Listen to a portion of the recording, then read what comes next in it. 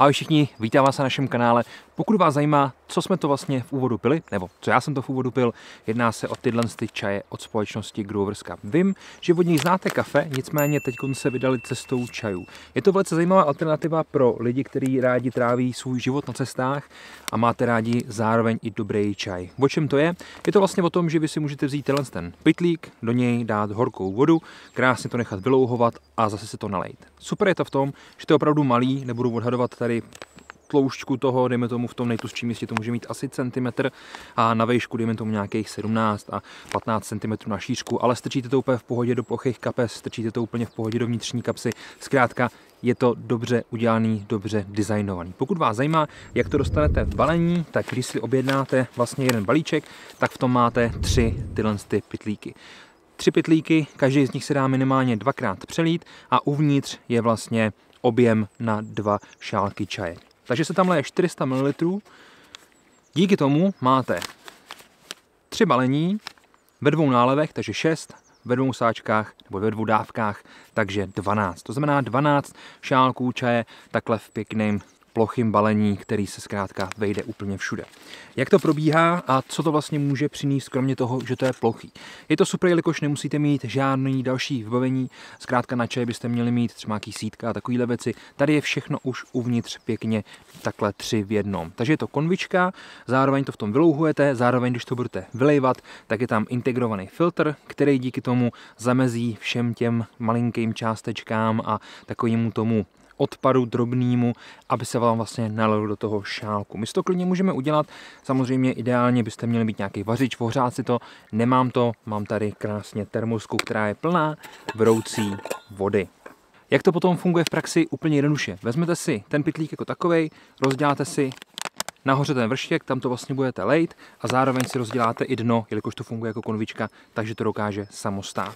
No a když si to rozděláte, tak ucítíte tady úplně nádhernou vůni ovoce. V tomto případě je to jablko, ananas až nějaký další ovoce. Vezmete potom zdroj horké vody a krásně si to dovnitř nalejete. Jak jsem říkal, je to 400 ml. Doporučuju to asi úplně nedržet v ruce, jelikož to je pořádně horký. Takže samozřejmě bude lepší, když si to někde postavíte. Nicméně já vám to chci ukázat takhle. Takže to vezmete, zároveň z druhé strany máte přímo měrku, která vám ukazuje, kde je vlastně těch 400 ml. Takže my si to tam dolejeme. Teď to nahoře jenom uzavřu, aby mi neucházel ten teplý vzduch z toho. A můžu si to odložit stranou a nechat to louhovat. To louhování probíhá z 3 až 6 minut, záleží samozřejmě, kolik budete chtít, jak moc ten čaj chcete mít silný, uvádějí na tom 3 až 4, nicméně těch 6 minut se dá úplně v pohodě zvládnout, ale čím díl budete louhovat, tím více může stát, nebo tím je větší pravděpodobnost, že ten čaj bude nahořklej, což ty čaje zkrátka jsou, když jsou přelouhovaný, a zároveň si taky omezujete ten počet těch výluhů, jelikož takhle v tomhle případě máme tedy dejme tomu 2 až 3 výluhy, a když to tam necháte moc dlouho, tak ten čaj už potom nemusí být tak dobrý a ta chuť tam může být maličko potlačená, což je samozřejmě škoda. Pojďme se ještě podívat, než to dolouhuje, na ten obal jako takovej, jak jsem říkal, úplně krásně nám to bude stát, bez problému naprosto, nebude se to nikde padat a zároveň se to takhle v tom pěkně louhuje. Líbí se mi i ten tvar, vlastně taková jakoby konvička.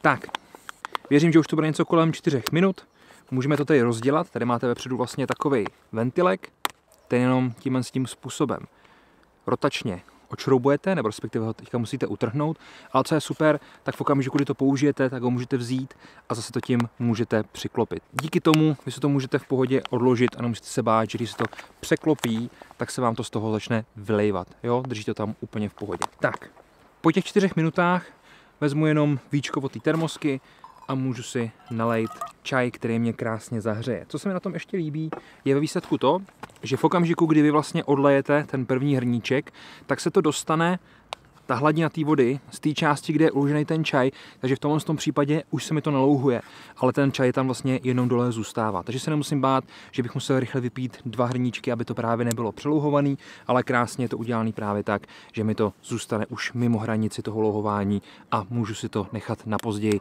například někde vedle. No přátelé, kdyby vás zaujal ten čaj na cesty, určitě se podívejte dolů do popisku tohle z toho videa, jako vždycky vám tam nechám odkaz. Mějte se krásně, užijte si den a někdy příště. Ahoj.